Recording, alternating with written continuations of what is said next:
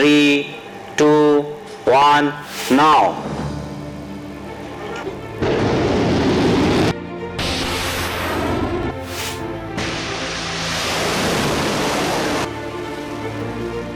Between 12th and 17th November, India has flexed its missile muscle. If you look at the 3 successful tests that were carried out in this period, then the world has sat up and taken notice of India's quest for self-reliance in missile power. Let's look at what happened on 17th of November, which was a Sunday. India for the first time tested the hypersonic missile, which is a completely difficult technology to master and even acquire. So that's a historic occasion, as the Defence Minister describes it. Defence Minister Rajnath Singh called it a historic moment and a stupendous achievement. Why is it stupendous? Because only 3 other countries so far, besides India now joining the club, have managed to get that technology right. And they are China, Russia and the United States. India, of course, has to spend some more time in doing all this to perfect it, to validate it, and then go into productionizing the missile. But to just give you the lethality, and it's an affordable lethality that India has acquired or is about to acquire. Hypersonic missile travels at 1.5 kilometers per second, which is at least 5 times the speed of sound.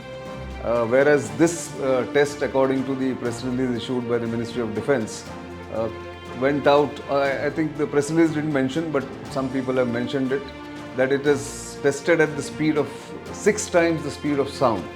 And therefore, India has actually joined the elite club.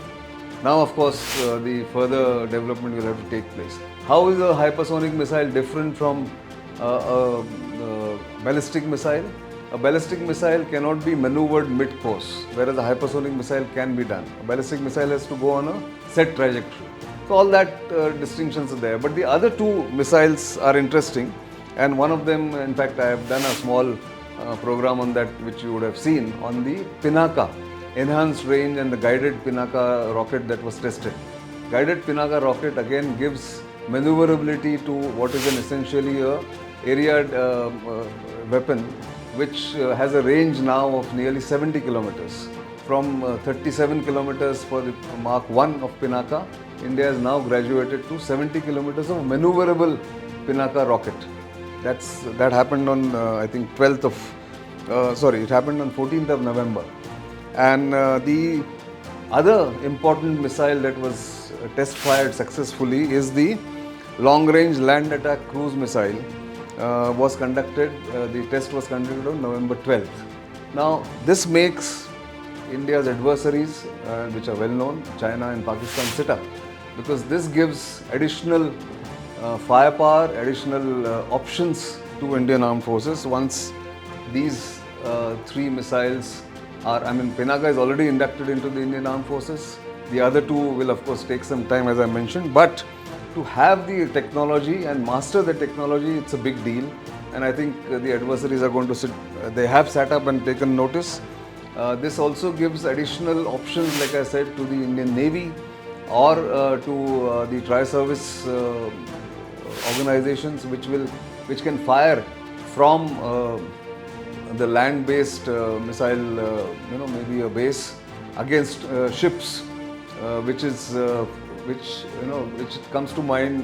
One of the things that come to my mind really is, if some of these missiles are based in Andaman and Nicobar Islands or in Lakshadweep, then it brings a large area in the Indian Ocean and in the Bay of Bengal under its envelope, as they say, under the envelope of the missiles, which also acts as a deterrent against 2 of India's adversaries, China and Pakistan.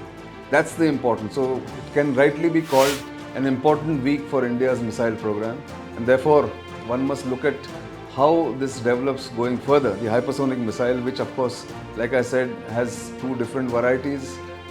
One is the glide vehicle, hypersonic glide vehicle, and the other is hypersonic cruise missile, which can maneuver itself at a very low altitude, almost uninterceptable by any radar or any countermeasure taken by the adversary.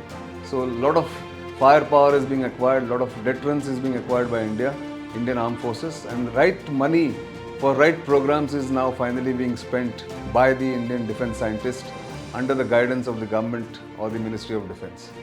That's all I wanted to share with you. Do keep watching our channel and of course keep sending us feedback. We'll bring to you some of these interesting tidbits in important developments in India's strategic sector, not just defense but strategic sector. I'm Nitin Gokhale.